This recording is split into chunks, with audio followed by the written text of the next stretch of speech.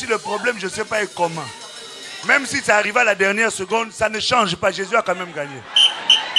Je te dis qu'il a quand même, hein. Dis à ton voisin, ne t'inquiète pas, on a gagné. Dis-lui, ne t'inquiète pas, on a gagné. C'est un match indifférent, on a déjà gagné. Alléluia. Assis-toi dans la présence du Seigneur avec la joie de celui qui a gagné. Tu sais, quand quelqu'un a gagné, on sait qu'il a gagné. Tu as déjà vu quelqu'un gagner avec un visage triste? Quand on a gagné, on est comment? On est fier, amen. Hein? Alors sois fier d'avoir gagné. Même si tu n'as pas l'impression que tu vis dans la victoire, tu es dans la victoire malgré tout. J'ai dit, même si tu n'as l'impression qu'il n'y a pas la victoire, tu es quand même dans la victoire. J'ai dit, même si les circonstances disent que tu n'es pas la victoire, je vais te confirmer que le diable est un grand menteur. Non, je ne pas entendre. Je te dis que le diable est un grand menteur. Celui qui a dit la vérité, c'est Jésus. Et il a dit que la vérité finit toujours par elle. Alors attends le triomphe de la vérité. Alléluia. Alléluia. Dis à ton voisin, frère, on a gagné.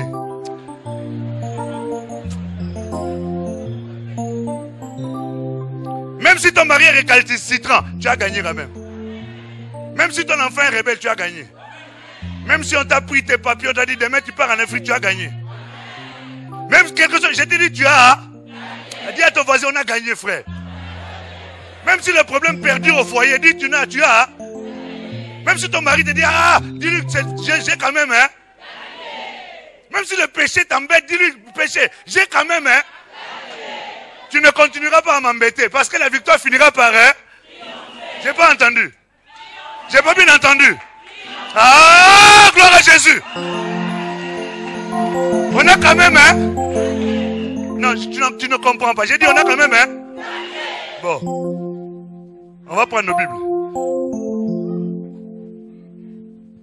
Il n'y a pas de raison. Rien ne peut changer à la victoire de Jésus. Même si on t'attrape, on te met dans l'avion, on t'a mis les cracas. Tu arrives à Kinshasa, tu as quand même gagné. Même si tu arrives à Abidjan, tu as quand même gagné. Même si tu arrives tu as gagné. Parce que ce n'est pas ça qui va changer la victoire de Jésus dans ta vie. Ce n'est pas un pays qui va changer ça. Ce n'est pas les papiers qui vont changer. Ce n'est pas les maris. C'est rien qui va gagner ça. Est-ce que tu as compris? L'apôtre Paul dit, rien ne peut me séparer de la victoire que Dieu a manifestée de l'amour au travers de Jésus. Est-ce que tu as compris? Tu as gagné. J'ai dit tu as. Et tu veux prendre ça comme un slogan, mais j'ai dit que ce n'est pas un slogan parce qu'on a quand même, hein. Il faut croire à ces choses-là. Tu as gagné. Quel que soit le problème, je te rappelle cet après-midi. Parce que je te voyais, tu avais un visage de quelqu'un qui a perdu. Mais n'oublie pas que tu as. Tu sais, les réalités peuvent nous faire croire le contraire. Mais je te rassure, moi, ce matin, ou cet après-midi, que tu as.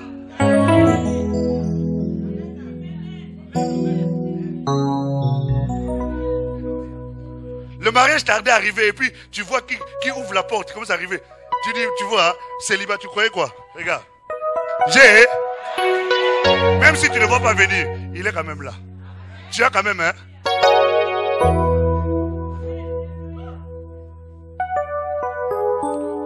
Nous allons continuer notre enseignement que nous avions commencé il y a 2 semaines. Nous sommes en train de parler sur quel est l'objectif. Quel est l'objectif? Nous avons dit qu'on ne peut pas atteindre un objectif si on ne sait pas d'où on est venu. Beaucoup de gens ont des vies perturbées parce qu'ils ne savent pas d'où ils viennent. Vous savez, nous, on travaille beaucoup avec les jeunes européens ou les jeunes maghrébins, avec d'autres adultes aussi. Et on s'est rendu compte que le fait que les gens... Je travaille dans le social. Et dans le milieu social, on sait voir la misère des hommes. Et on s'est rendu compte que beaucoup de gens ne connaissant pas leur origine, ça perturbe leur vie présente et leur vie future. Et c'est pour cela qu'il est important de savoir d'où tu viens, pour savoir où tu vas. Et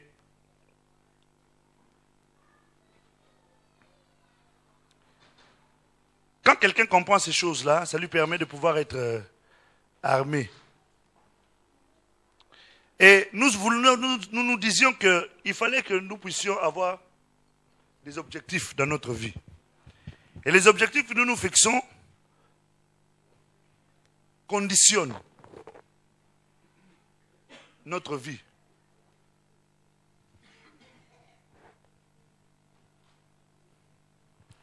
Et Dieu est là pour nous accompagner dans nos objectifs. Mais Dieu nous accompagne dans nos objectifs quand ces objectifs-là sont dans ses plans et dans ses projets. Ecclésiaste 4:4 nous dit que l'homme fait tous ses efforts. Il fait tous ses efforts pour travailler de manière à être...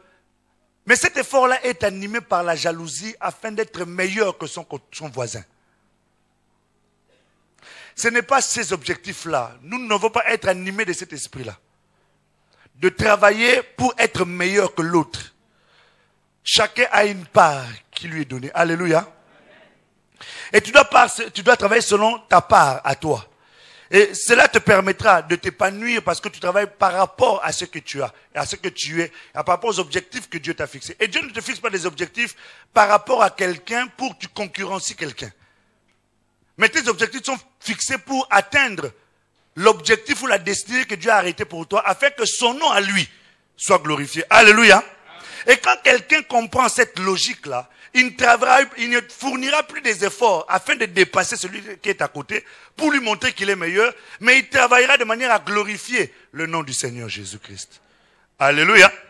Et il y a un homme, Thomas Carlyle, c'est un historien, un écrivain historien. Il a dit quelque chose en disant, un homme sans objectif est comme un navire sans gouvernail. Un misérable, un rien du tout, un rien, sauf, un rien du tout, il est tout, sauf un homme. Il est rien, sauf, il est rien du tout, sauf un homme. C'est-à-dire que le fait de ne pas avoir un objectif dans la vie, ça va perturber ta vie. Tu vois, le bateau, c'est un très très grand engin. Mais le gouvernail, quand vous regardez à la taille par rapport à la taille du bateau, c'est un tout petit instrument qui n'est même pas visible, qui est caché sous l'eau. Mais c'est ça qui permet au bateau, un grand paquebot, d'éviter des rochers et de garder son cap jusqu'à son arrivée. Quand le gouvernail est cassé dans un bateau, le bateau va commencer à aller au gré du vent.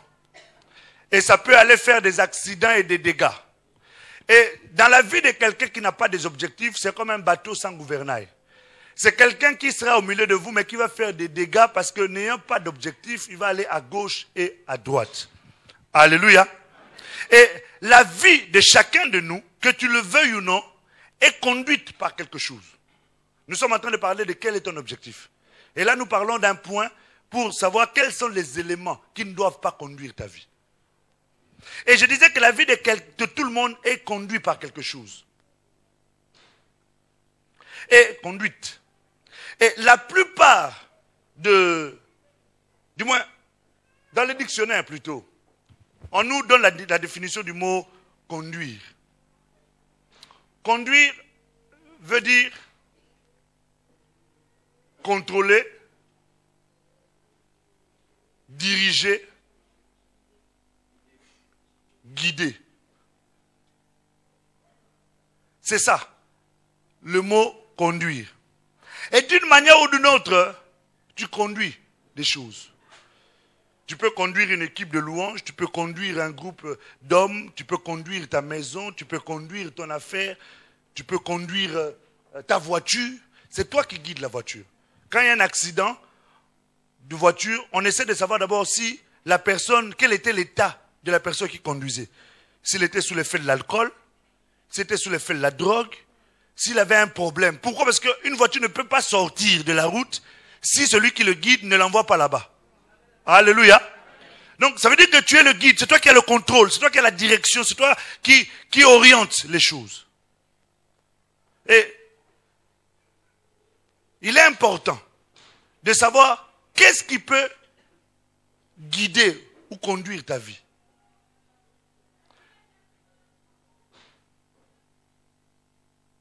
Seigneur, nous bénissons ton nom pour cette parole. Qu'est-ce qui peut conduire ou guider ta vie? Il y a des gens qui sont guidés par les circonstances. Qui sont guidés au gré des circonstances. Puisque c'est comme ça, ben moi aussi je m'y mets. En ce moment, tout le monde a envie de se... Il y a eu plein de mariages. Donc, moi aussi je veux me marier. Tu vois, ça ce sont les circonstances. Et dans les milieux africains, et particulièrement des Congolais, les gens suivent beaucoup les circonstances. Comme tout le monde fait la livraison, eh ben, je fais la livraison. Tout le monde fait la gardiennage, eh ben, je fais les sociétés de gardiennage. Tout le monde fait l'échafaudage, eh ben, je fais l'échafaudage. Vous voyez, les circonstances sont en train de te conduire. En ce moment, tout le monde met les pantalons rouges. Eh ben, moi aussi, je mets pantalon rouge. Vous voyez, ça, ce sont les circonstances. Il y a des gens aussi qui sont conduits par les émotions. Et nous avons dit lors de l'un de nos enseignements, sur la guérison intérieure, nous avions dit que quand on parle des émotions, il y a deux types d'émotions. Il y a les émotions positives et les émotions négatives. Quelqu'un peut être conduit par une émotion positive. C'est pour cela qu'il ne faut pas que tu prennes une décision parce que tu es content. Parce que quelqu'un qui prend une décision parce qu'il est content, il est conduit par cette émotion-là. Et il peut regretter d'avoir pris cette décision-là. C'est pour ça qu'il faudrait que tu fasses attention de ce qui te conduit. Jean-Baptiste, on lui a coupé la tête à cause d'une émotion positive. Ah, tu as bien dansé. Ah, waouh. Allez, qu'est-ce que tu veux que je te donne? Je vais la tête de Jean-Baptiste, allez. Les émotions. On ne doit pas être conduit par les émotions. Les émotions positives, les émotions négatives. Il faut toujours prendre le temps de sortir de cet état émotionnel. Quand quelqu'un tue une autre personne, on essaie de comprendre quel était son état émotionnel au moment où il a posé l'acte. Pourquoi? Parce que à cause d'une surexcitation, quelqu'un peut poser un acte.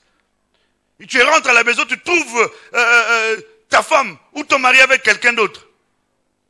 Cette émotion-là, cet état-là peut te pousser à aller prendre un revolver et quand tu tues comme ça, tu sais qu'on risque de ne pas trop te condamner parce que tu étais sous un état émotionnel. Alléluia.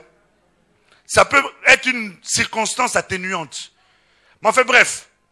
C'est-à-dire que ce sont des choses qui peuvent conduire la vie de quelqu'un.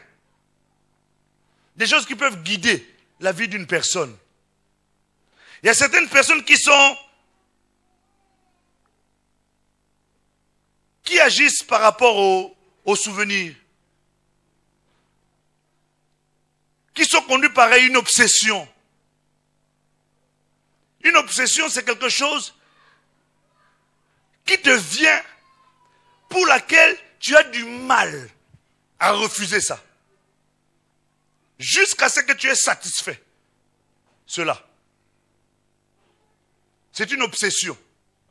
Tant que tu n'as pas fait ça, tu n'es pas bien, tu n'es pas bien, tu n'es pas bien, tu n'es pas bien. Il faut que tu le fasses, il faut que tu le fasses. Ça peut être un café. Ah, je n'ai pas encore pris mon café. Je n'ai pas encore pris mon café. Je n'ai pas encore pris mon café. Dis, j'ai pas encore... Jusqu'à ce que quand tu as pris ton café, tu te sens bien. Tu as compris? Je n'ai pas encore fumé. C'est obsessionnel. Il faut que je fume. Il faut que je fume. Il faut que je fume. Il faut que je fume. Il faut que je fume absolument. C'est une obsession. Il faut que je boive. Il faut que je boive. Je n'ai pas encore bu depuis ce matin. Tu vas dans un café. Monsieur, s'il vous plaît. Et pendant que tu es en train de boire le verre, tu sens la fraîcheur de la bière qui descend ici. Et pendant ce temps-là, il y a une profonde joie qui sort de ton cœur. Est-ce que tu sens ça? C'est une obsession. La masturbation, ça peut être une obsession.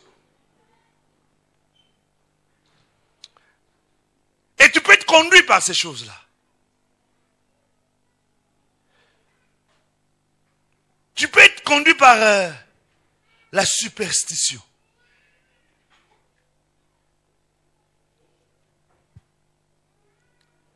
Tu arrives sur un chemin, tu vois quelqu'un qui est en train de bricoler. Il a mis un escalier. C'est-à-dire, le seul chemin, c'est de passer seulement en dessous de cet escalier. Mais comme toi, tu es superstitieux, tu changes de chemin, tu vas peut-être faire un grand détour, rien que pour ne pas passer sous l'escalier. C'est bête, hein? Eh bien, pourtant, c'est ça. Tu vois, tu es conduit par ces choses-là. Tu prends un chemin, tu rencontres un chat noir, tu changes d'itinéraire. C'est la superstition.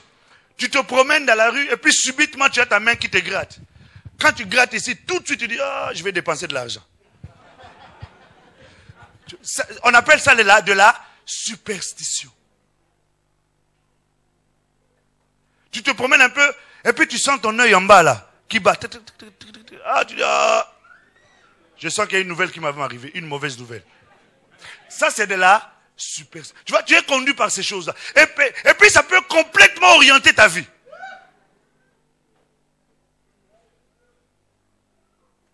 Pourquoi nous parlons de cela? Parce que nous avons des objectifs à atteindre.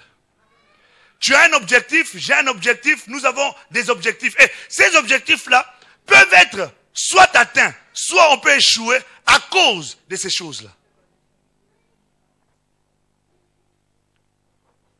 Ça peut paraître simple, hein? Très très simple. Vous savez, ce sont des choses simples et petites auxquelles on ne prête pas attention, qui peuvent devenir des gros obstacles. Alléluia. Alléluia. Tu peux être conduit par des valeurs.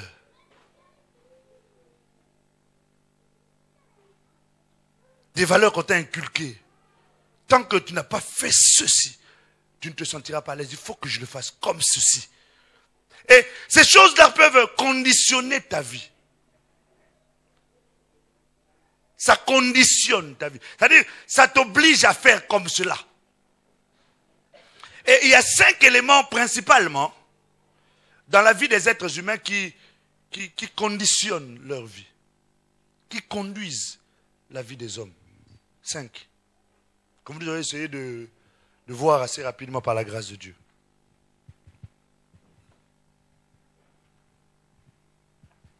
Beaucoup de gens se laissent conduire en fait par la culpabilité.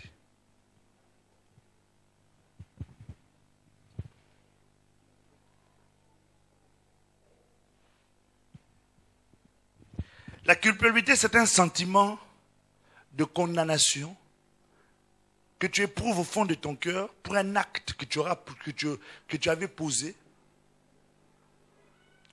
ou pour une situation qui t'est arrivée et pour laquelle tu as du mal à oublier. Et cette situation-là peut commencer à influencer, à conduire ta vie. Elle peut être très ancienne. L'événement peut être un événement ancien. Mais ça a de l'influence jusqu'aujourd'hui. Dans le livre d'Ésaïe au chapitre 43, au verset 19, Dieu est en train de nous dire quelque chose de très important. Il nous dit, ne vous souvenez plus des événements passés. Et ne considérez plus ce qui est ancien. Pourquoi Dieu est en train de parler de ça? Parce que Dieu sait qu'une situation ancienne, un événement passé, si tu ne le considères pas, si tu ne l'oublies pas, si tu ne le délaisses pas, il peut influencer ta vie encore aujourd'hui. C'est-à-dire ton passé peut conduire ton présent et déterminer ton avenir. C'est pour cela qu'il est important de ne pas donner de l'importance ou de ne pas se laisser influencer par la culpabilité, se laisser conduire par la culpabilité. La culpabilité peut être liée par exemple pour quelque chose que tu avais posé. À savoir, ça peut être un avortement, ça peut être la trahison d'une amie qui te faisait tellement confiance qu'au point où tu as commencé à partager son mari.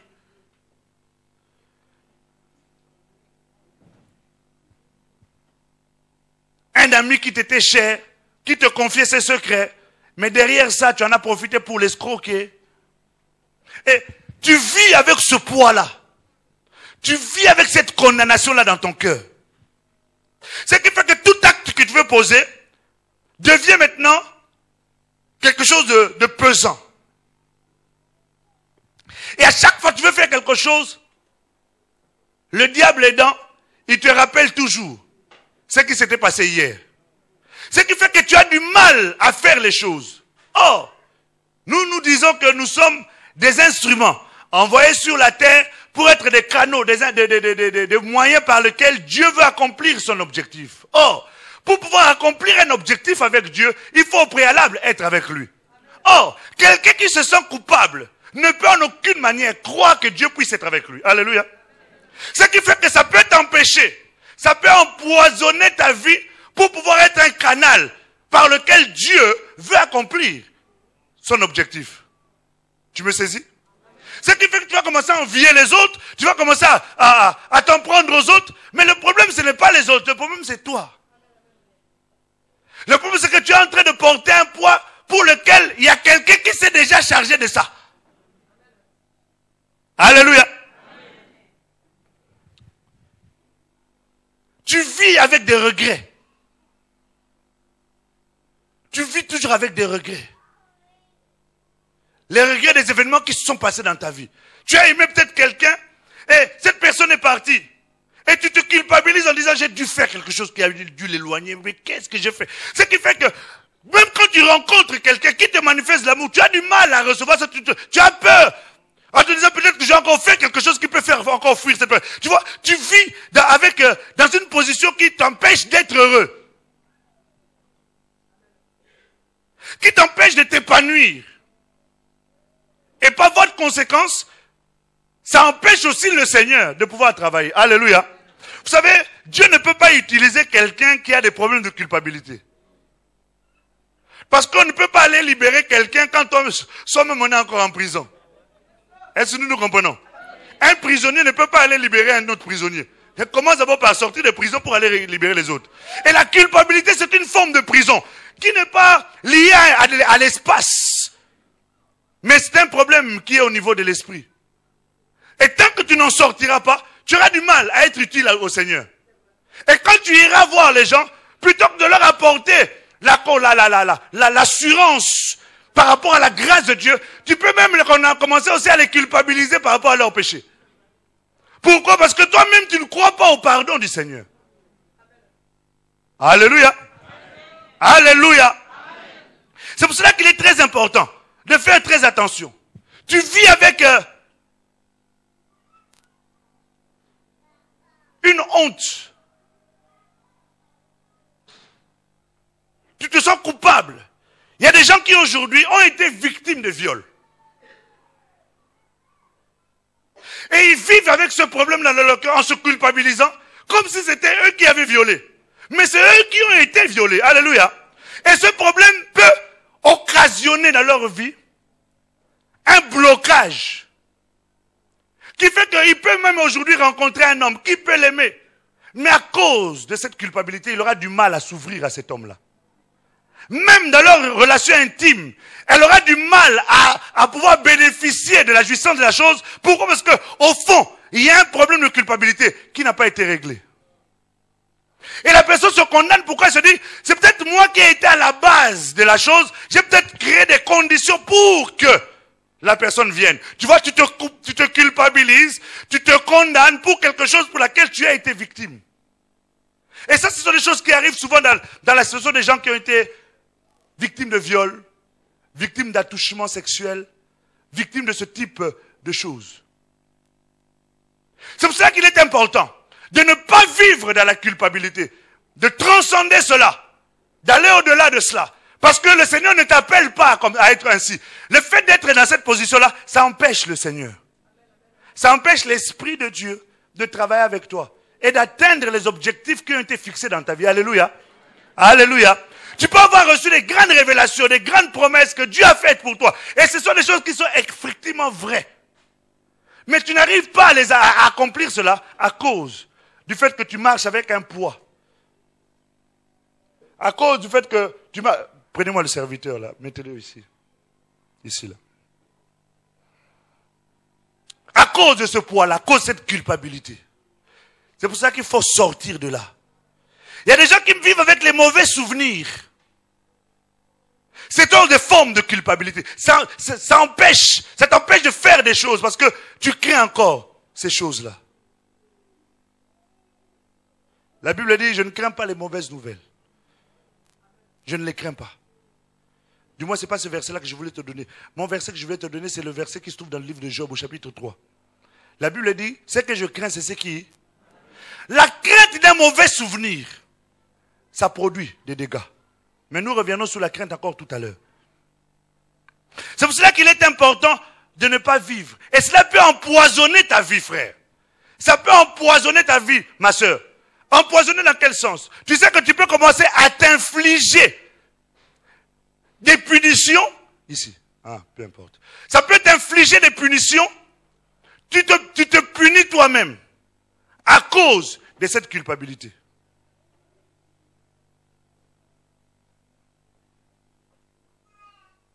Alléluia. Il y a déjà, à cause de la culpabilité, ils peuvent devenir des boulimiques. Ils mangent. C'est-à-dire qu'ils mangent à tout moment. Tu vois toujours quelqu'un en train de manger. Chewing-gum, bonbons. Dans son sac, il y a toujours quelque chose. Mais vous savez, ça peut être une forme de punition. Tu vois la personne qui grossit. Mais pourquoi tu grossis comme ça? Non.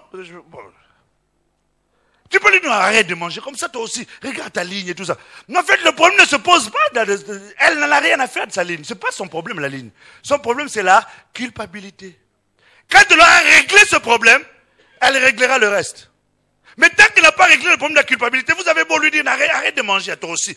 Regarde aussi ta forme. Je prends soin de toi. Ce n'est pas ça qui incombe, qui compte pour elle. Ça peut être dans cet angle-là, comme ça peut être aussi aller dans l'autre côté. Quelqu'un devient anorexique. La personne ne mange plus, vous avez beau lui dire, mange, écoute aussi, mange quand même. C'est pas son problème. L'aliment, c'est pas son problème. Son problème provient d'une autre source. S'il règle ce problème-là, il va commencer à manger sans que vous lui dites de manger. Alléluia. Alléluia. Donc, il y a un problème annexe qui est lié à celui-là. C'est un problème de culpabilité. C'est-à-dire, la personne est en train de se punir elle-même. Alors que Dieu ne punit plus. Si vous lisez le livre de Psaume 32, versets 1 à 2. Psaume chapitre 32, versets 1 à 2, il est écrit. Heureux celui à qui la transgression est remise, à qui le péché est pardonné. Heureux l'homme à qui l'Éternel n'impute pas l'iniquité, et dans l'esprit duquel il n'y a point de fraude. Amen. Et inconsciemment, comme je disais, tu peux commencer à te punir. Au point où tu peux saboter ou compromettre ta réussite. La réussite personnelle et la réussite des projets ou des objectifs que Dieu veut faire avec toi. C'est pour cela qu'il est important. Quel est ton objectif? Mon objectif, c'est de satisfaire les plans du Seigneur. Mais pour satisfaire les plans du Seigneur, il faut enlever les choses qui, dans ta vie, deviennent des obstacles pour le Saint-Esprit. On nous dit ici, heureux l'homme à qui l'Éternel n'impute pas d'iniquité et dans l'esprit duquel il n'y a pas de fraude. On dit heureux celui à qui. Je vais lire le psaume pour que ce soit simple. Heureux celui à qui la transgression est remise, à qui le péché est pardonné. Quand Dieu pardonne, je vais te répéter cela que tu l'entendes. Quand Dieu pardonne, il oublie. Je te dis et je te le répète. Quand Dieu pardonne, Dieu oublie. C'est-à-dire que Dieu, l'homme peut te regarder avec les yeux d'hier. Celle-là, là. Mais Dieu, il te regarde avec les yeux de demain. Dieu te regarde avec les yeux de demain. Pourquoi? Parce que demain, tu n'as encore rien fait. Pour demain, tu es innocent. Alléluia.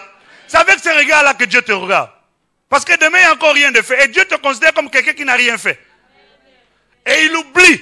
Surtout, Dieu oublie. Mais la culpabilité te fait croire que Dieu n'a pas oublié et qu'il ne t'a pas pardonné. Ce qui fait que tu vis avec un poids pour lequel Dieu ne le porte plus. La Bible déclare Si quelqu'un confesse son péché, Dieu est fidèle et juste pour le pardonner et le purifier. Donc, il faut que tu sortes de cet état-là, de la culpabilité. Et dans le livre de Romains, on nous dit, il n'y a plus.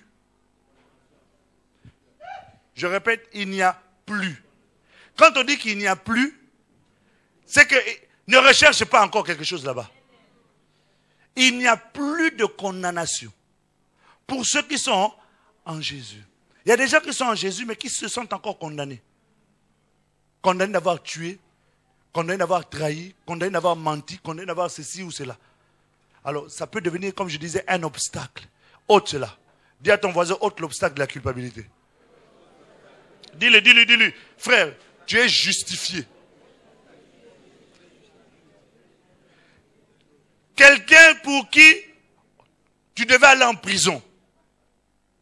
On a lu comment on appelle ça? Non, pas la sentence. Hein? Les chefs, merci. Le chef d'accusation, on sent qu'on a affaire à un juriste. Les chefs d'accusation. Et ton chef d'accusation, on l'a lu, il y a eu un avocat. C'est-à-dire cet avocat-là, quand lui, il entre au tribunal, et quelle que soit ta situation, je te dis que tu sortiras là-bas acquitté. Quand cet avocat-là prend en charge ta situation, je te dis, quel que soit le chef d'accusation, tu sortiras de là-bas. Dis à ton voisin, tu es déjà acquitté. Tu es déjà acquitté. Tu as entendu? Tu es acquitté. Et le livre de Jean nous dit, 1 Jean nous dit, nous avons un avocat auprès du Père. C'est-à-dire que quand le diable vient dire, ouais, de toutes les façons, cette femme-là, tu ne peux pas la bénir. C'est une prostituée. L'avocat dit, oui, monsieur le juge. Je confirme, c'est une prostituée. Mais j'avais payé le prix à la croix. J'avais versé mon sang pour elle, monsieur le juge. Et le juge dit, effectivement, j'ai vu le sang. À cause de cela, vous êtes acquitté. J'ai dit, tu es. Non, je t'ai dit, tu es. Ne vis plus dans la culpabilité. Même si tu avais trompé ton mari, même si tu avais trompé ta femme, même si tu avais violé ton enfant, si tu étais venu sincèrement devant le Seigneur et tu as regretté l'acte que tu avais posé, je te dis, tu es. Acclame Jésus, cet avocat si formidable.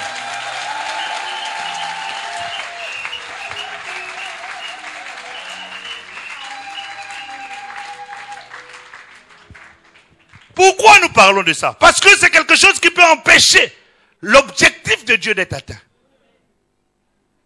Au travers de toi. N'oublie pas, nous avions dit que nous avons été envoyés pour un but. Nous ne sommes pas là par hasard. Et comme tu n'es pas là par hasard, c'est qu'il y a quelque chose que tu dois faire. Et si tu dois faire cette chose-là, tu ne le feras pas seul, tu le feras avec le Seigneur. Mais pour le faire avec le Seigneur, il faut croire qu'il t'a pardonné et qu'il est avec toi. Or, quelqu'un qui se sent coupable ne peut pas croire que Dieu soit avec lui et que Dieu puisse l'utiliser. Amen. Hein? Alléluia. Et par conséquent, tu ne pourras pas atteindre l'objectif du Seigneur. Et dans ce cas-là, ce n'est pas à Dieu qu'il faut s'en prendre. Il faut s'en prendre à toi-même. Parce que Jésus a tout fait en ce qui le concerne pour que tu ne puisses jamais plus vivre dans la culpabilité. Même si tu avais trop péché. Mais je te rassure que Jésus est capable non seulement de te pardonner, mais également de te rendre libre par rapport à ça. Amen. Hein? Le deuxième point, que beaucoup de gens se laissent conduire par la rancune et la colère. La Bible dit ceci. La colère de l'homme n'accomplit pas la justice de Dieu. Tout acte que tu poses sous l'effet de la colère ne peut qu'aggraver ta situation. Ne peut que rendre ta situation beaucoup plus difficile encore. J'ai discuté avec un frère, il me dit, non, pasteur, je vais aller les voir. Et je vais leur faire entendre ils ont fait des choses qui ne m'ont pas plu du tout. J'ai dit, qu'est-ce que tu vas faire? Il m'a dit, j'irai les voir et je vais les menacer. Je vais tout faire pour qu'ils sachent que je n'aime pas ça. Je dis, après? Mais après, ça va aller mieux. J'ai dit, oui, effectivement, ça ira mieux. Mais temporairement. Parce que ce que tu vas faire là, ça va occasionner encore d'autres difficultés. Parce que pour peur que tu ailles faire tu ailles les menacer. Tu vas les menacer où? Il me dit, j'irai jusque chez Jésus. Ok. Ils vont te faire rentrer. Tu vas les menacer. Tu sais qu'ils appellent la police, tu sais ce qu'on appelle ça? Pardon? Je vois qu'il y a des juristes de cette ici. Vous avez fait ça aussi ou quoi? Ça s'appelle violation de... C'est-à-dire que tu as été pour régler un problème. Tu en as cherché un autre. Tu en as laissé un autre derrière. Alléluia. Et ça peut, comme ça, pourrir ta vie et mettre un frein à la progression de tes objectifs parce que tu as un casier judiciaire. Or, pour travailler sur ce poste-là, dans l'administration, tu as demandé la nationalité, tu l'as eu. Maintenant, pour occuper ce poste-là, tu dois avoir un casier vierge. Mais toi, tu as un casier. Le volet 2 et 3 ont été tachés. Donc, quand on demande ton casier judiciaire, on a vu que tu as eu un problème avec la justice. Donc, l'objectif que tu devais atteindre avec le Seigneur est bloqué. Tu comprends? Pourquoi? Parce que tu as laissé la colère te conduire. Alléluia. Tu sais que je lui ai parlé. Et puis, quand je l'ai regardé comme ça dans les yeux. Je tremblais même tellement que j'étais en colère. Et quand j'ai fini, tu sais, j'ai senti vraiment la paix dans mon cœur. Ah bon, hein? Tu as senti où la paix où? Cette paix-là, elle est éphémère. Parce que la vraie paix, c'est celle que le Seigneur donne. Tu as dit que tu as senti la paix, non? D'accord. Mais maintenant, il y a eu une autre chose. Tous ceux qui étaient là, qui t'ont vu faire ça, et qui savent que toi, tu es chantre, que toi, tu es serviteur, que toi, tu écoutes. Toi, tu écoutes. Toi, tu es zélé dans la foi. Après ça, tous ces gens qui ont vu ça, qu'est-ce qu'ils diront du Dieu que toi, tu pries? Tu as réglé, soi-disant, un problème, mais tu en as provoqué un autre, la colère du Seigneur, parce que tu as bafoué son nom en public. Bon, parce qu'il y avait personne, il y avait que mon mari et moi. Hein? Et peut-être, parce que je ne comprends pas, mon mari ne veut pas se convertir. Il se convertira. Mais le jour où tu arrêteras d'être conduit par la colère. Alléluia. Alléluia. Vous savez, la colère, c'est un traître.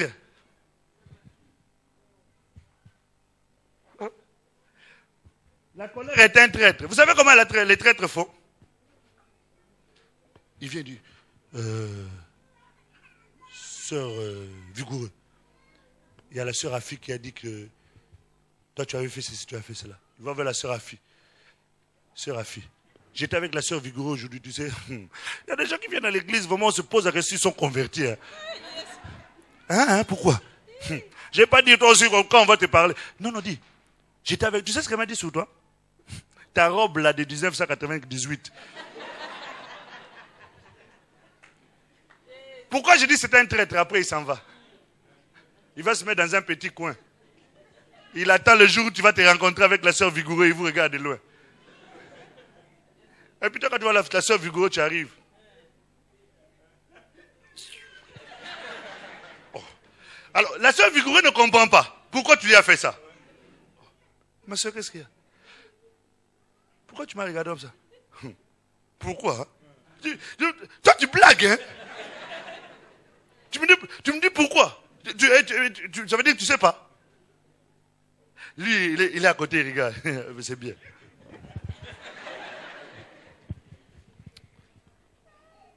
Lui, il a fait son travail et il s'en va. Il vous laisse maintenant vous arranger entre vous. Alléluia. C'est ça le travail de la colère. Et quand tu as fini, il envoie son cousin. La culpabilité. Au moment où tu as fléchi les genoux pour prier, la culpabilité vient te dire, mais en fait, tu étais avec mon cousin, la colère, toi, tout à l'heure. Qu'est-ce que tu vas dire à Dieu? Toi, quelqu'un comme toi, souviens-toi ce que tu avais dit tout à l'heure. Et du coup, tu te lèves de la prière. Ah, je prierai tout à l'heure. Hein. Et il y a un autre cousin qui arrive. La nuit. le cousin qui s'appelle le cauchemar. Pendant que tu dors, il arrive lui aussi. Tu sens des gens qui te suivent la nuit. Tu es sur les lits, mais tu es en train de transpirer comme quelqu'un qui est en train de faire le marathon à 40 degrés. Est-ce que tu me comprends? Alléluia.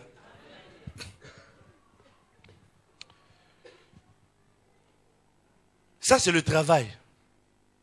Et tout cela, ça empêche le Seigneur d'atteindre son objectif au travers de toi.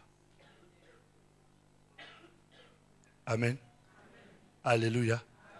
Il y a un autre, la rancune.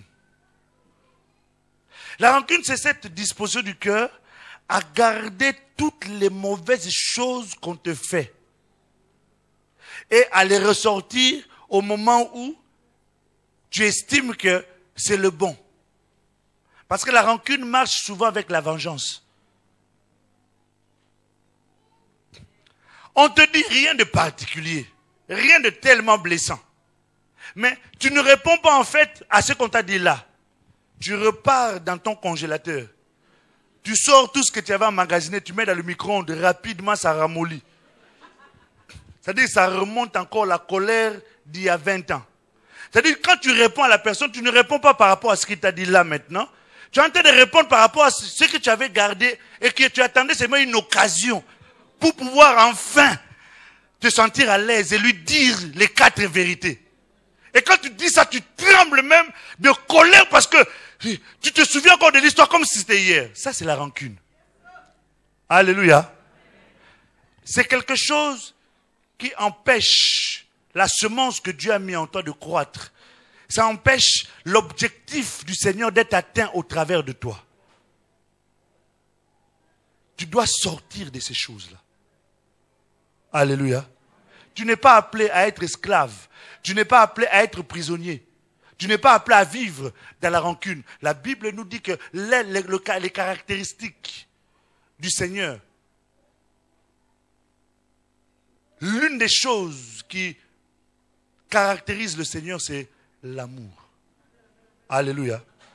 Et tant que tu vis dans les rancunes, non seulement tu te bloques toi-même, tu empêches le Seigneur de travailler au travers de toi, mais toi-même, tu t'empêches de pouvoir jouir des programmes et des plans que Dieu a arrêtés pour toi. Alléluia. Alléluia. Il y a des gens qui font tout, leurs efforts. Vous savez, la rancune peut devenir une source de motivation. Je fais tout pour réussir. Je fais tout pour réussir. Effectivement, la rancune peut devenir une grande source de motivation. Quelqu'un qui a été maltraité, qui a été négligé, qui a été abandonné, il nourrit une rancune dans lui. Et la rancune va l'encourager à travailler, à aller à l'école, à être assidu, à se priver jusqu'à ce qu'il réussisse. Mais l'objectif qu'il poursuit, si vous regardez, vous avez l'impression que c'est quelqu'un qui a envie de réussir. Mais en fait, son envie de réussir est basée sur la rancune. Pourquoi? Parce que lorsqu'il va réussir, il va maintenant vous retourner tout le mal que vous lui avez fait. Alléluia. Quand il va réussir, maintenant il va voir. Parce que quand quelqu'un réussit, forcément tout le monde va vers lui.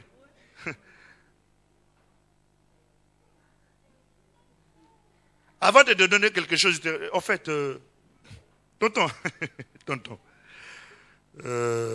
tu m'as demandé, c'est ça, hein? La vie, vraiment, tonton, tu te souviens encore, hein? Quand nous étions petits. André, donne à tonton l'argent qu'il a demandé. Tu te souviens? Il te donne l'argent en te rappelant le mal que tu lui as fait. Est-ce que tu me comprends? La rancune. Vous savez, c'est quelque chose de destructeur. Pourquoi c'est destructeur? Parce que eux, ils ont peut-être oublié. Mais toi, tu souffres de ça. Alléluia. Alléluia. Et Dieu est en train de nous dire que c'est lui qui vit selon la colère. Regarde. Il y a un fou qui arrive. Et puis se déshabille. Toi aussi tu arrives. Tu te déshabilles. Et puis les gens viennent dire, oh, mais qu'est-ce qui se passe? Pourquoi vous vous déshabillez comme ça? Il dit, non, non, c'est ce fou-là, là.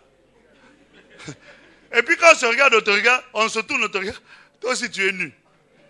Alors il faut se poser la question, qui est fou dans l'histoire?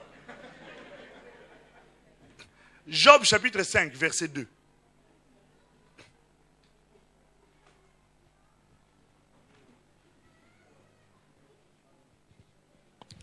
Quelque part, il est écrit dans la Bible, ne réponds pas le fou. Job chapitre 5, verset 2. Il est écrit, l'insensé périt dans sa colère, le fou meurt dans ses emportements. L'insensé périt dans sa colère et le fou meurt quoi dans ça, hein? Dans ses emportements. Je lui ai parlé. Hein. Je crois qu'il n'oubliera plus jamais.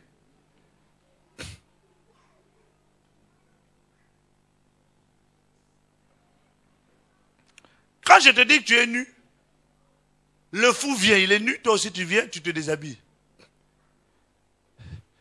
Tu sais qu'il m'avait énervé, je lui ai parlé vraiment. Elle m'a dit des choses qui m'ont énervé. Et qu'est-ce que tu as fait? Moi aussi je me suis énervé. D'accord. Quand quelqu'un vient, il vous pose la question dans l'histoire, qui a commencé? Non, c'est lui qui a commencé. Et il a commencé, ça m'a énervé. Le fait que tu aies répondu par la folie. Parce qu'on a dit, celui qui s'emporte était quoi? Vous êtes avec moi? Vous avez lu le verset, non? Celui qui s'emporte, on l'a appelé comment? Pardon? C'est pas moi. Oui, non, c'est pas toi, tu es sûr. Mais dans l'histoire, on t'a trouvé aussi nu. Alléluia. Même si tu dis que tu n'es pas fou. Mais les comportements que tu as affichés, l'attitude que tu as affichée, c'est l'attitude d'un fou. Or, on a dit que la maison du juste, elle est bâtie avec la sagesse. Alléluia. Et le sage et l'insensé, on ne sait plus qui est qui. Pourquoi? Parce que tu as répondu au fou par sa folie. Amen. Hein? Alléluia. Et quand tu agis ainsi, tu empêches l'Esprit de Dieu, tu empêches le Seigneur d'agir et d'atteindre ses objectifs au travers de toi. Peut-être l'objectif c'était de gagner cette personne-là. Mais plutôt que de gagner cette personne, tu t'es comporté comme un fou. Ce qui fait que cette personne n'a pas à te suivre puisque vous êtes tous les deux dans la même situation. Tu dis à ton mari, chérie, il faut que tu viennes à l'église. Moi, toi, tu ne comprends pas, il faut prier. Ou tu dis à ton mari, à ta femme, chérie, il faut venir à l'église. Comment toi, tu n'aimes pas la prière? Mais les folies de ta femme, tu fais exactement les mêmes folies. Mais pourquoi un fou suivrait pourquoi un fou suivrait un autre fou? Au contraire, si tu as envie de sortir de ta folie, tu suivras le sage. Alléluia. Mais ton attitude est une attitude ou de folle. Dis à ton voisin, il ne faut pas être fou.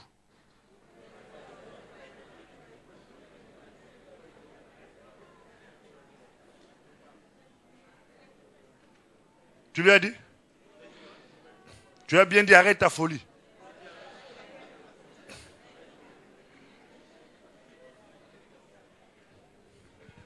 Nous enchaînons. Parce qu'il y a encore deux cas. Beaucoup de gens se laissent conduire par la peur. Et nous ne tarderons pas là-dessus parce qu'on nous avait parlé sur le prépuce. Laver les pieds. Vous vous souvenez? Par la peur. La peur, c'est quelque chose qui peut détruire complètement la vie de quelqu'un. Je disais que la peur peut empêcher quelqu'un de sortir de chez lui. Et pourtant, il n'y a rien dehors. C'est seulement la peur. La peur peut empêcher quelqu'un d'oser faire quelque chose. Parce qu'il sait déjà qu'il y a l'échec derrière. La peur. L'élément capital que Dieu utilise pour pouvoir manifester sa gloire au travers d'une personne et l'emmener à atteindre les objectifs, c'est la foi. Or, la peur, c'est le plus grand ennemi de la foi. Alléluia. C'est pour ça qu'il faut fuir la peur. Et la peur peut amener ce qu'on appelle les phobies. Les phobies peuvent empoisonner la vie de quelqu'un. Tu veux aller en Afrique. Mais comme tu as la phobie des avions, tu vas prendre un train à Paris. Tu vas jusqu'à Marseille. À Marseille, tu prends un bateau. Ce bateau-là t'amène jusqu'à Matadi ou à Abidjan. À partir d'Abidjan, tu prends un train ou une voiture pour aller jusqu'à Yamoussoukro. Alors qu'il y a tout simplement la possibilité de prendre un avion et d'atterrir là-bas. Mais la phobie. Il y a des gens qui sont des claustrophobes. C'est-à-dire, ce sont des gens qui ont du mal. Il arrive dans un immeuble. Il va au 20e étage. Vous savez qu'il préfère prendre les escaliers que l'ascenseur. Ça te fait rire, mais ça peut t'empoisonner la vie. Tu sais que ça peut te faire louper du travail. Tu arrives seulement, tu vois, ah, c'est au 32e étage à la Défense. Tu imagines seulement 32 étages à monter. En même temps, il y a l'ascenseur qui est là qui te regarde. Mais le fait d'entrer dans l'ascenseur et que les portes se ferment, c'est-à-dire que tu peux commencer à transpirer comme si tu venais te laver. Ça te fait rire, mais il y a des gens qui ne vivent pas à cause de ça. Alléluia. Ce sont des formes de phobie. Il y a des gens qui ne peuvent pas dormir. Il faut qu'il y ait une petite lueur de lumière, quelque part. Ah. Mais si on éteint, il peut se lever encore. Mais pourquoi tu éteins la lumière, hein? La personne qui éteint ne comprend pas pourquoi tu es en train de crier. Éteins la lumière, est-ce que c'est mauvais? Économie d'énergie. On va payer trop de factures. J'éteins la lumière, le problème où? Mais son problème, ce n'est pas la lumière, c'est pas le fait d'éteindre la lumière. Son problème, c'est un autre problème. C'est qu'il a peur de dormir dans le noir. Alléluia. Alléluia. Ça peut t'empoisonner la vie. Vous savez, moi, je suis allé une fois, pour la première fois de ma vie, je suis allé au village, en Guinée. C'était à Kankan-Fodéa. C'est-à-dire le village de mes parents.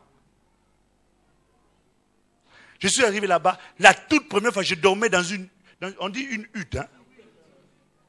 Moi qui étais habitué au confort. Et là-bas, il n'y a pas de lumière en dehors comment on appelle ça? Lampe tempête, merci. Et ces lampes-là, ça a une autonomie limitée. Ça peut pas allumer toute la nuit. Alors imagine-toi si j'étais quelqu'un qui avait cette phobie du noir. Qu'est-ce que j'allais faire? J'allais poser toutes les questions. Et après ça, j'ai dit non, je ne vais pas. Alléluia. Il y a des gens qui ont tellement peur qu'ils ne fréquentent plus leur famille. Parce qu'on leur a dit que dans la famille, il y avait quoi? Là, ils ont envie d'aller au pays. Mais ils n'osent pas. Vous savez pourquoi ils n'osent pas? Ils ont peur de ne plus revenir.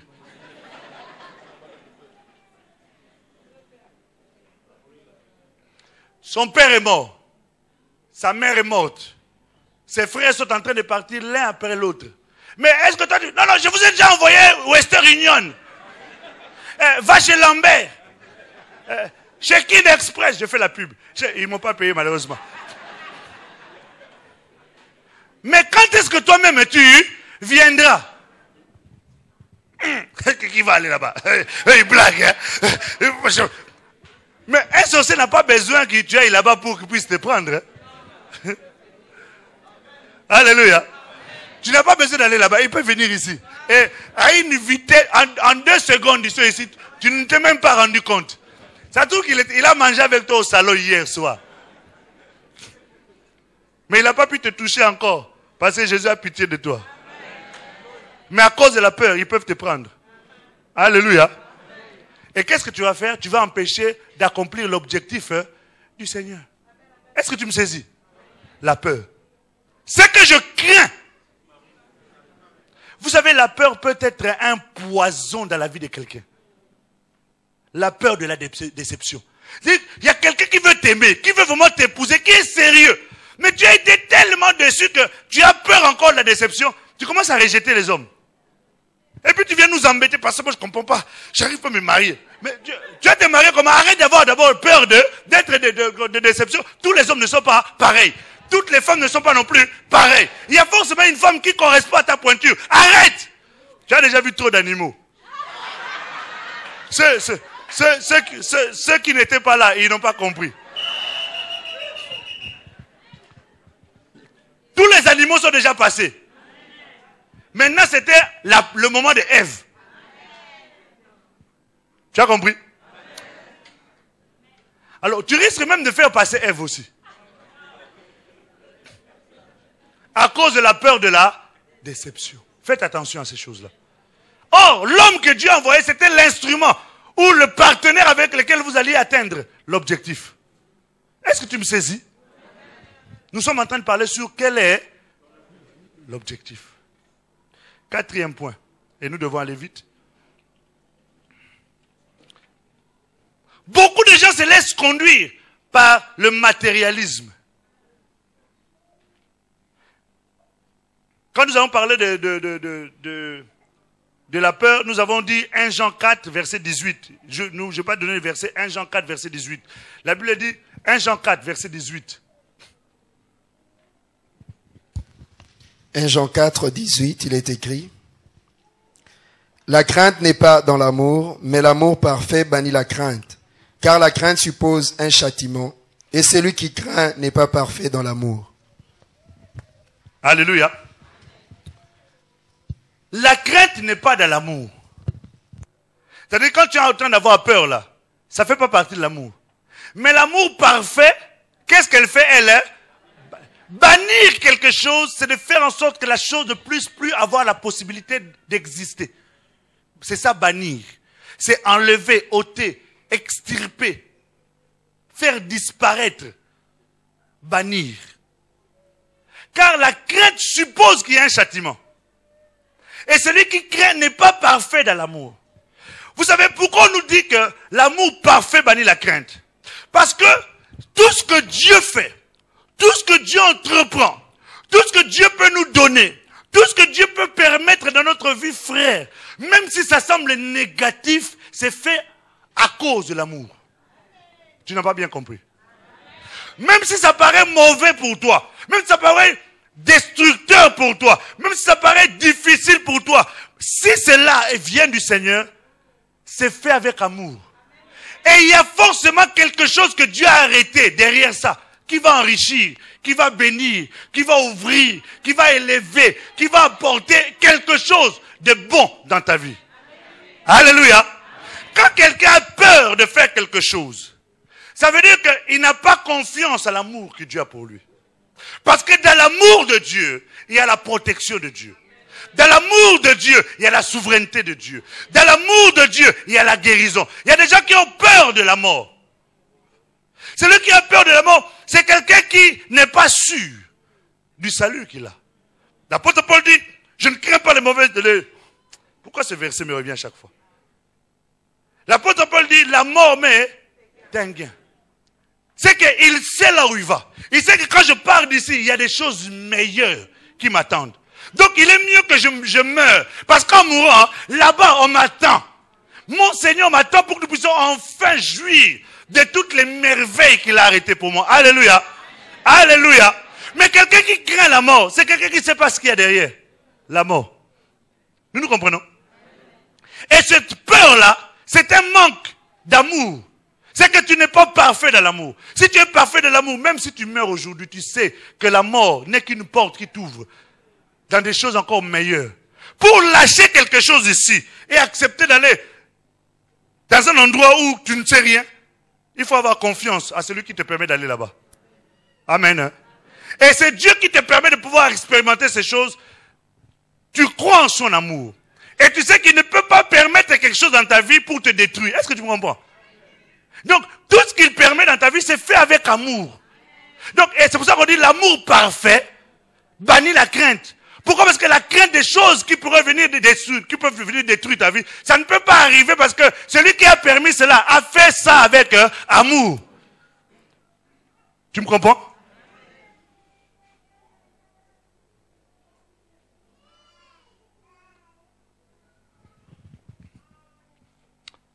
Nous enchaînons.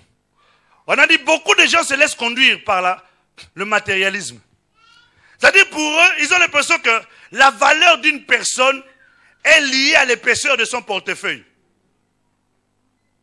On nous avait parlé de cela encore la dernière fois. Que la valeur d'une personne est liée à la grosseur de son portefeuille. Tu peux avoir plein d'argent. Mais ce n'est pas ça qui fera que tu puisses être heureux ou respecté. Si les gens te respectent, c'est à cause du portefeuille. Mais le jour où tu n'en auras pas, ils vont te balayer comme s'il n'y a rien. D'ailleurs, même quand tu donnes, derrière, ils te critiquent. Quand tu donnes, derrière, ils rigolent. Qu'est-ce que c'est quoi? On va la piller, on va voir. Tu as entendu? C'est comme ça qu'on parle de toi. On va la piller. Qu'est-ce que c'est quoi? On va la plumer. On va la goudronner. Ça, ce sont des termes qu'on emploie. Vous savez ce que c'est goudronner?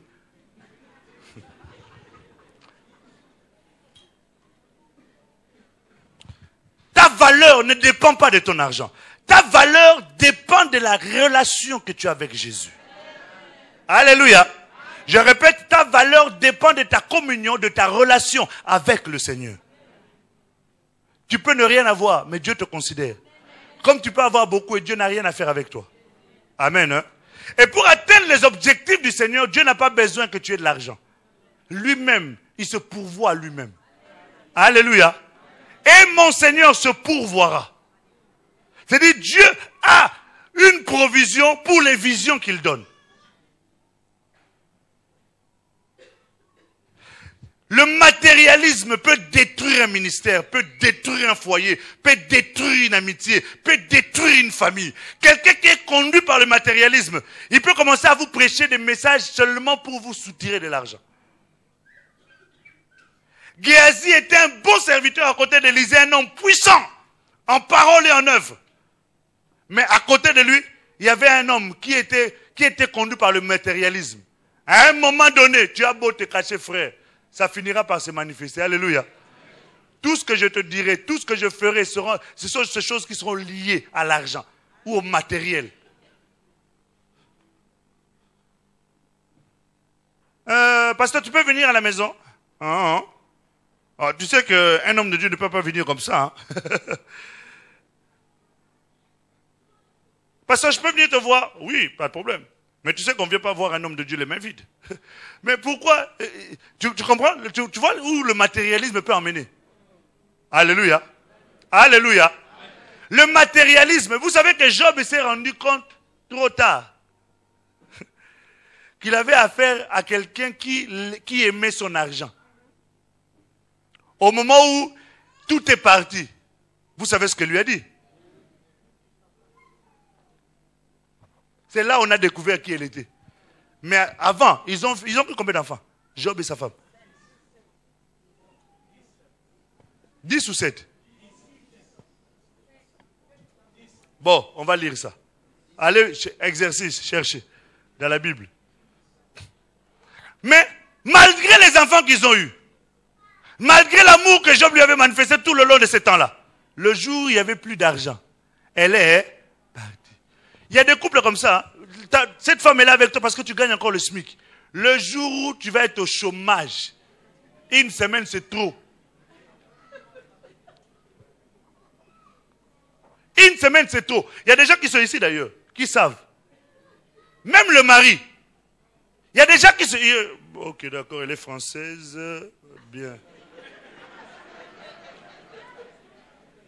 Ok, elle travaille dans l'administration, donc elle ne peut pas être licenciée, ça va. Elle est 3e échelon, donc elle ne peut pas gagner moins de 2000 €. Ok. Ma soeur, tu sais que le Seigneur m'a parlé.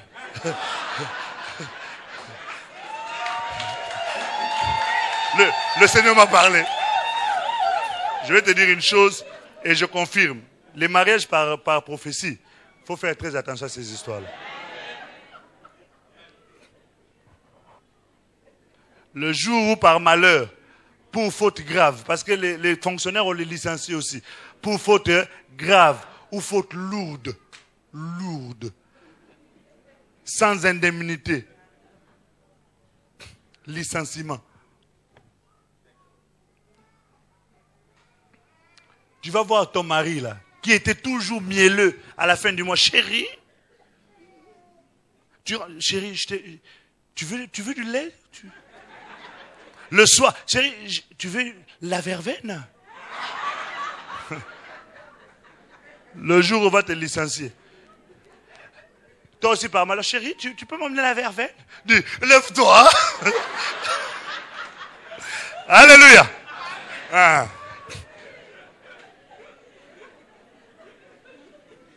La verveine, c'est fini.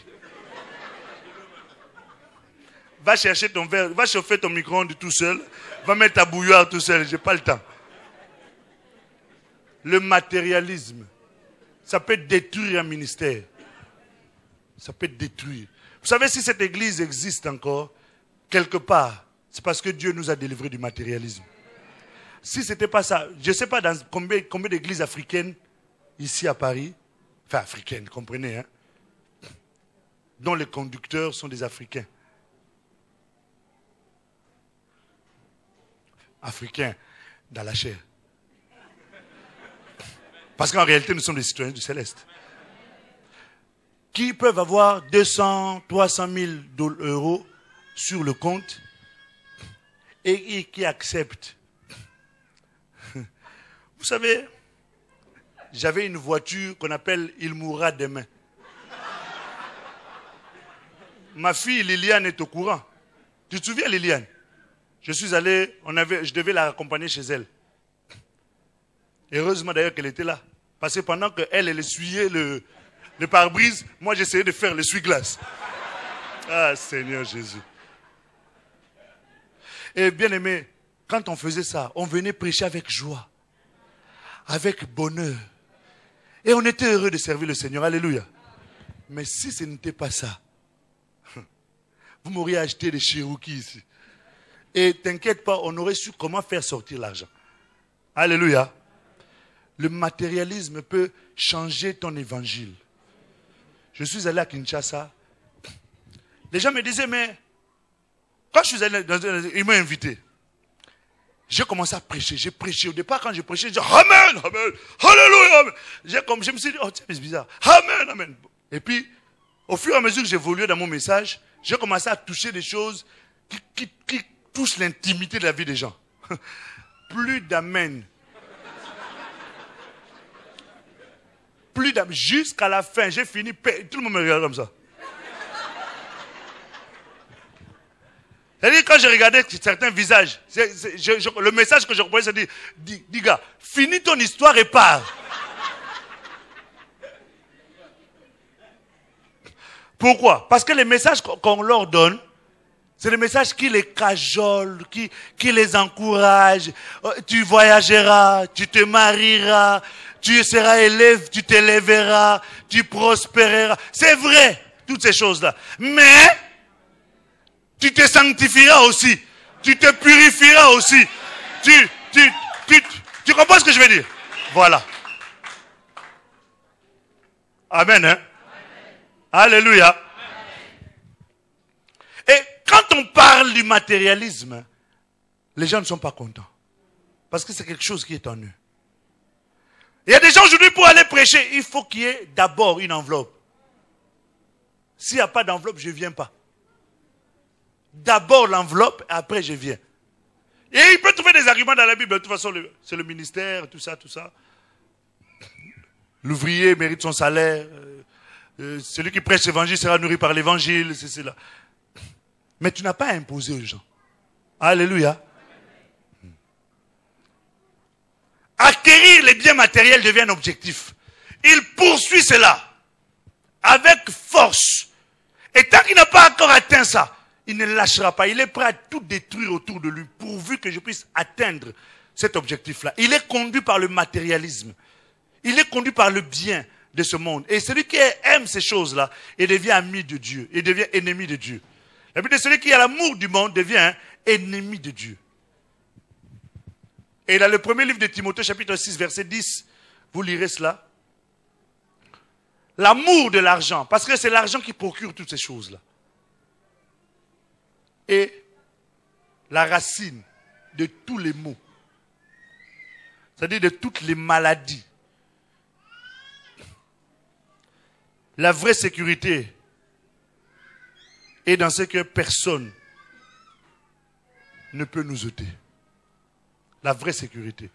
La Bible dit que les choses que vous avez, elles sont périssables. La teigne et la ruine, les ruines peuvent détruire ça.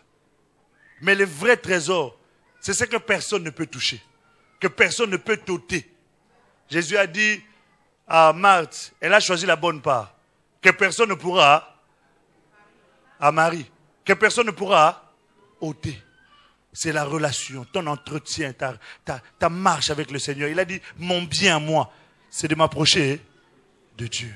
Alléluia. Dernier point, et après nous allons finir. Beaucoup de gens se laissent conduire par le besoin d'être approuvés. Frère, si tu veux atteindre l'objectif de Dieu, ou l'objectif avec Dieu, tu ne peux pas l'atteindre en cherchant la satisfaction de tout le monde. Ce n'est pas possible. Avec toute la meilleure volonté du monde, tu ne pourras jamais, j'ai dit au grand jamais, contenter tout le monde. Il y aura forcément des gens qui ne t'approuveront pas. Il y aura forcément des gens qui ne t'applaudiront pas. Il y aura forcément des gens qui vont te critiquer. Il y aura forcément des gens qui vont te dénigrer. Il y a forcément des gens qui vont te condamner par rapport à un acte que tu as posé qui contribue à l'accomplissement des objectifs de Dieu. L'apôtre Paul dit, tant que je cherche encore à plaire aux hommes, je ne suis pas ouvrier avec le Seigneur. Et pour être ouvrier avec Dieu, être un canal par lequel il va accomplir ses objectifs, dis-toi bien qu'il y a des choses que tu vas faire qui seront impopulaires. Alléluia. Alléluia. Et ces choses impopulaires-là, ce qui est important pour toi, c'est de faire ce que Dieu attend. C'est de faire ce que Dieu désire. Ce n'est pas ce que les hommes vont accepter. Il y a des gens qui ont fait des études ici, qui n'avaient même pas envie d'être médecins, qui n'avaient pas envie d'être ingénieurs, mais pour l'approbation de leurs parents, ils ont pris cette filière-là. Maintenant, là, ils sont malheureux, parce que chaque matin, quand ils se lèvent, hormis la satisfaction du salaire, ils ne prennent aucun plaisir à ce qu'ils font. Pourquoi? J'ai voulu être approuvé par mon père et par ma mère. Il y a des gens qui mettent en péril leur couple. Il est marié, père de 3 enfants. Il a eu le temps de s'asseoir, de discuter avec sa femme, de faire des programmes, arrêter des choses. Ok, pas de problème. Mettons-nous en prière. Il sort. On va commencer demain. Il va il va rendre visite à ses parents. En causant avec sa maman. Oh, tu sais, maman, en fait, on a... Comment?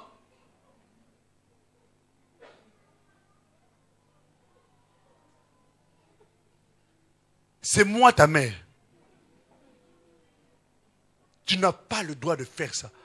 Il rentre à me chérie. Bon, on avait dit qu'on avait commencé la prière. Je crois que la prière, là, on va plutôt demander quelle est la volonté de Dieu. Vous saviez déjà quelle était la volonté de Dieu.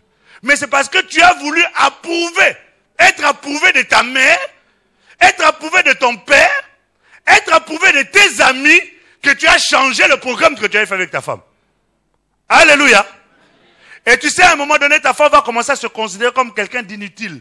Pourquoi? Parce que tu as tendance à écouter ceux de l'extérieur plutôt qu'elle. Et à un moment donné, elle va commencer à faire des choses pour te déranger et te mettre mal à l'aise pour peu qu'elle ne connaisse pas le Seigneur. Amen. Hein? Alléluia. Alléluia. Tu comprends que le désir d'être approuvé, même quelquefois on peut prêcher ici, nous ne dirons pas forcément les choses qui vont faire plaisir. Nous pouvons dire les choses qui peuvent être des choses difficiles à accepter. Mais puisque c'est ça que nous devons faire, nous le ferons. Alléluia. Si quelqu'un est indiscipliné à l'église, on peut le sanctionner et le livrer entre les mains de Satan. Ça fait partie de la parole. D'autres personnes seront offusquées. Oh, comment? Il manque d'amour. Comment on peut livrer quelqu'un à Satan? Mais on lui a déjà repris 1 fois. On l'a repris 2 fois. On l'a repris 3 fois. Il continue. On va le livrer entre les mains de Satan. Qui sont ceux qui sont d'accord? Voilà, il n'y en a pas beaucoup. Hein. C'est une décision impopulaire, mais c'est comme ça. Pourquoi si on ne fait pas ça, mais ça va semer les désordres. Alléluia. Alléluia. Un prédicateur ne peut pas se lever ici pour dire n'importe quoi. S'il se lève et dit n'importe quoi, il peut être aussi sanctionné sévèrement. Alléluia. Eh oui. Ce sont des décisions qui sont impopulaires. Mais ça fait partie de l'approbation pour atteindre l'objectif que Dieu a fixé. Amen. Hein? Alléluia. Alléluia. Pour atteindre les objectifs que Dieu a fixés avec toi, si tu suis le mouvement de la foule, frère, tu risques de rester aveugle à vie. Tu risques de louper le passage de Jésus. Tu risques de louper ta guérison. Parce que la foule peut te décourager, peut te faire aller loin. Ce jeune homme, Dieu lui avait dit, va, fais ça, retourne par un autre chemin, ne prends pas ce chemin-là. Il rencontre quelqu'un qui dit, oh, mais dis, petit, nous sommes des vieux routiers. Avant que tu ne commences à... Quand tu étais encore dans le ventre, moi j'ai prophétisé déjà. Quoi? Toi tu arrives à Amour et Vérité en 2007. Nous sommes là depuis la fondation. C'est-à-dire, quand nous étions encore dans la cave, en train de faire les interseigneurs, on était seulement à 5. Nous on avait déjà commencé. Toi tu arrives maintenant seulement. Ici c'est comme ça, c'est comme si. Et pourtant Dieu t'a dit, c'est pas comme ça. Alléluia. Le jeune homme a écouté quand il est rentré. Vous savez ce qui s'est passé? Il a été dévoré, mangé par qui? Par les lions. Tais-toi! Tu déranges le maître. Jésus! Tais-toi! Tu déranges. Jésus, viens à mon secours et puis tais-toi! Ça, c'est la foule. Si tu cherches à les écouter, tu vas rester aveugle. Est-ce que tu me comprends pas? Ah, la foule est là, mais il faut que j'aille toucher chez Jésus là. Comment je peux faire? Allez, je commence à me faufiler. Ah, mais il y a trop de gens, laisse tomber. Si tu suis ça, tu vas rester malade toute ta vie. Tu as compris? Et pourtant, chez Dieu, ce n'est pas la guérison qui manque. Ce n'est pas le miracle qui manque.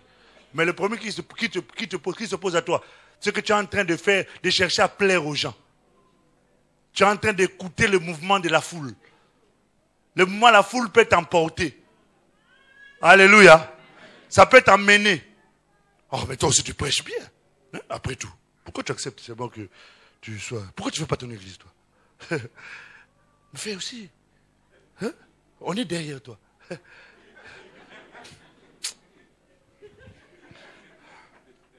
Nous te soutenons. Tu connais mon projet là, Jacqueline? Mon projet là. Tout l'argent que je vais avoir, c'est pour notre temple. On va acheter le temple avant eux. Ça c'est Ecclésiaste 4:4. Si tu suis ça, tu es en train de signer ton arrêt de mort. Alléluia. La rébellion n'a jamais payé en quoi que ce soit. Ça a toujours été source de problèmes. Consultez la Bible. Regardez toutes les personnes qui sont passées dans la rébellion. Quelle a été leur fin? Dites-moi une seule de ces personnes qui a fini bien. S'il y en a un, viens me montrer dans la Bible. Tous ont péri. Parce qu'ils ont voulu suivre l'approbation. Faire plaire aux hommes. On lui a dit, toi on te fait prophète, tu seras le prophète de Moïse. Tu as compris? Oui. Moïse, toi je te fais Dieu. Tu as compris? Oui. Moïse est parti. Quand Moïse est parti, on lui dit. Tu sais que ça fait longtemps que Moïse est parti. Hein? Des histoires là.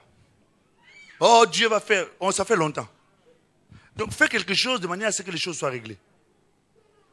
Bon, on te propose. On va prendre tous nos bijoux, on va faire un Dieu. D'accord? C'est Dieu qui lui avait parlé. Hein? Mais pour l'approbation des hommes, il a fait un veau d'or. Alléluia. Faites attention. Tu peux aussi faire un veau d'or. À cause des hommes. Tu as compris? Tu peux faire un veau d'or. Et tu passes à côté de l'objectif du Seigneur. Ok.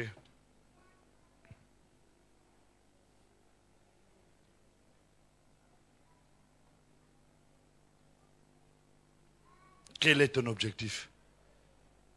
Et comment fais-tu pour les atteindre? Voilà les choses qui peuvent t'empêcher d'atteindre l'objectif.